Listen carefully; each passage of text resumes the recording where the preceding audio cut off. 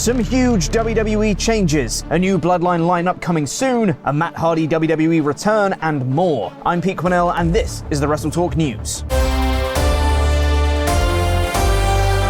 Support WrestleTalk!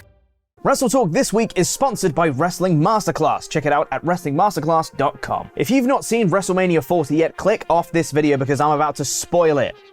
Ready, like through the whole video. Okay, so click away if you don't want to know the things, okay?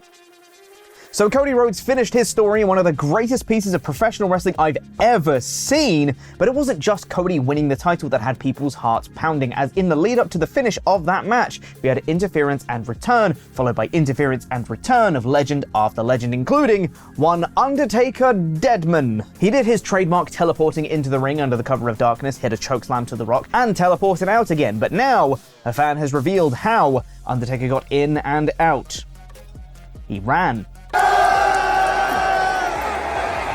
Admittedly, not quite as spooky. I love it. Dead man walking very quickly out of the arena. Now, as we were told several times over the weekend, WWE now consider themselves officially within the Paul Levesque era. We saw that with the championship matches across both nights, with only two champions retaining their belts, Rhea Ripley and Logan Paul, or every other title changed hands. The World Heavyweight title twice to Drew McIntyre and then Damian Priest, the Intercontinental title to Sami Zayn, the WWE Women's title to Bayley, the tag titles being separated with the Raw belts going to Awesome Truth, while the SmackDown tag belts went to Grayson Waller and Austin Theory, and of course, Cody Rhodes dethroning Roman Reigns to become the new WWE Undisputed Universal Champion. A pretty definitive statement to have a whole host of new champions as you head into the new era. Night 2 also saw the return of Stephanie McMahon, who opened the show with a promo, another statement and an intent of change within WWE, where she put over how proud she was to be part of the Paul Levesque era. On both nights of WrestleMania 40, the US national anthem was sung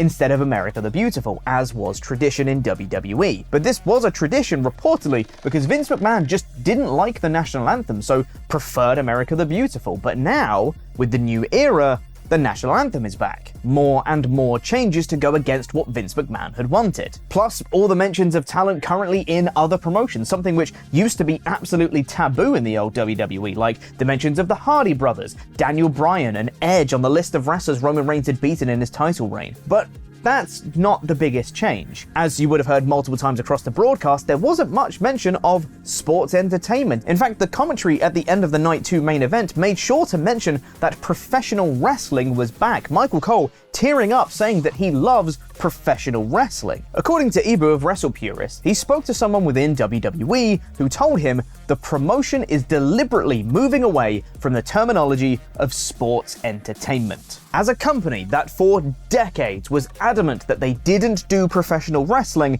the fact they're now embracing it is a gigantic shift in mentality, no doubt thanks to Triple H's creative direction. And now, a quick word from this video's sponsor. Ever dreamt of breaking into the professional wrestling business as a wrestler, promoter, booker, commentator, referee, journalist, podcaster, YouTube star, or another key role? Wrestling Masterclass is a historic online course featuring over 70 HD video lessons, podcasts, and seminars with some of the world's top wrestling experts, both in the ring and behind the scenes, including Will Ospreay, Raven, Dutch Mantell, Doug Williams, Mike Chioda, and so many more. Start your journey today at WrestlingMasterclass.com. After the main event last night, Corey Graves pondered aloud what Cody Rhodes winning meant for the Bloodline. What's next? Michael Cole responded with a brilliant, "Who cares?" But you know what, Cole?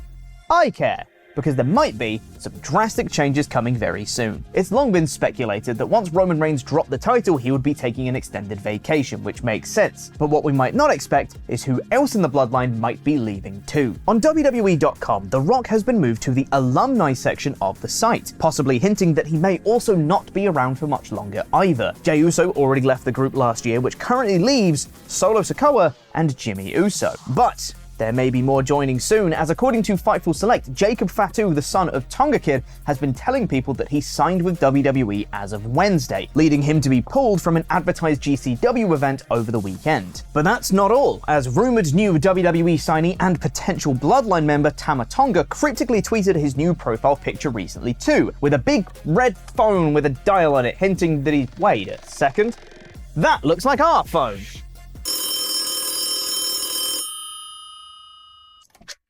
Hello, Tama Tonga. Are you joining the Bloodline? No, I'm perfectly happy with my phone payment plan. Thank you. No. I don't need an upgrade. No, that's fine. Okay, yep. Okay, bye-bye. Why is Tama Tonga selling phone upgrades?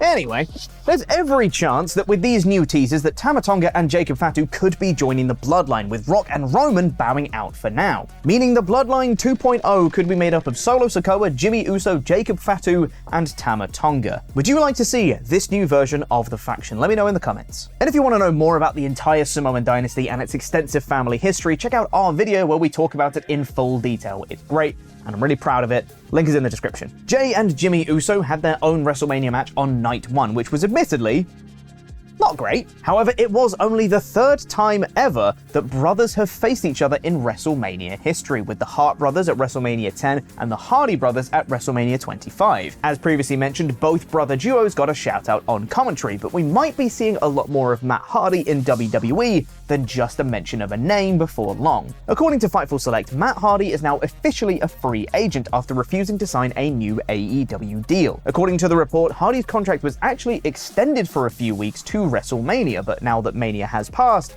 he's officially no longer under contract. Meaning Hardy could show up on WWE TV as soon as tonight's episode of Raw, if that were the plan. And for those wondering, Jeff Hardy is still part of AEW, so he wouldn't be returning with his brother if he were to return. Matt was last seen in WWE in 2020, where he was attacked by Randy Orton and written out of the company as his contract had expired, and he joined AEW shortly afterwards. Now, while we did see The Rock, John Cena, and Undertaker at WrestleMania 40, and the biggest return of the weekend, the 8K camera, damn it looks so gorgeous, there were a couple of other legends that were reportedly pulled from the event. During night 2, WWE brought out the Hall of Fame inductees from that year's class, including Paul Heyman, Leah Maivia, the US Express, Bull Nakano, and Thunderbolt Patterson. However, according to Fightful Select, the segment was also set to feature an inclusion of 2 other legends, Trish Stratus and Lita. That didn't end up happening, and they were pulled from the show entirely. Why this happened and what their original involvement was actually set to entail,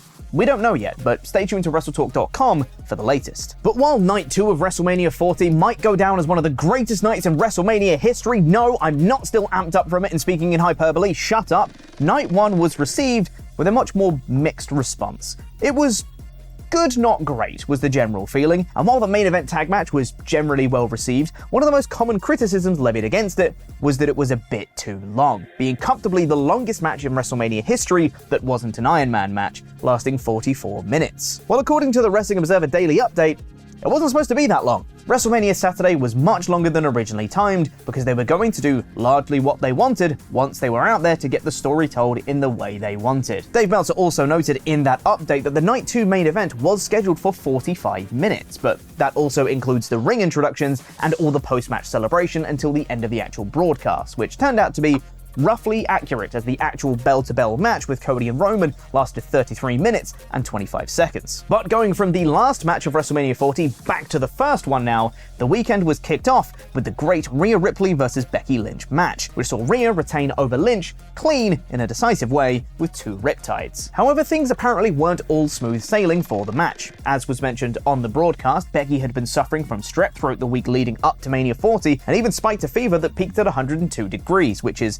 38.8 degrees in the correct temperature measurement. But things seemingly weren't great for Ripley either, as she revealed at WWE World ahead of Night 2 that she suffered a 2-hour panic attack before her match. I legit was having a straight up panic attack for 2 hours before I walked through the curtain. I was like violently shaking, just nervous. If you don't get nervous before you go out, especially at WrestleMania, you obviously don't love it enough. That's the way I think about it. I'm glad that the nerves were there. Considering all the factors that went against them for the match, Ripley and Lynch managed to put on a banger, and I personally am very glad it all worked out okay in the end. Meanwhile, elsewhere in the wrestling world this weekend, Sabu was scheduled to be inducted into the Indie Wrestling Hall of Fame. Scheduled to be inducted because he wasn't.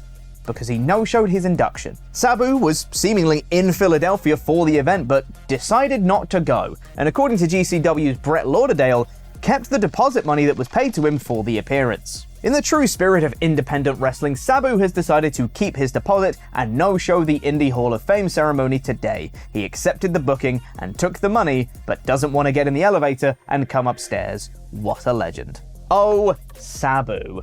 And with the Samoan dynasty being at the forefront of the news right now, with Reigns' title reign ending, check out our Bloodline Family Tree Explained video by clicking the video on the left.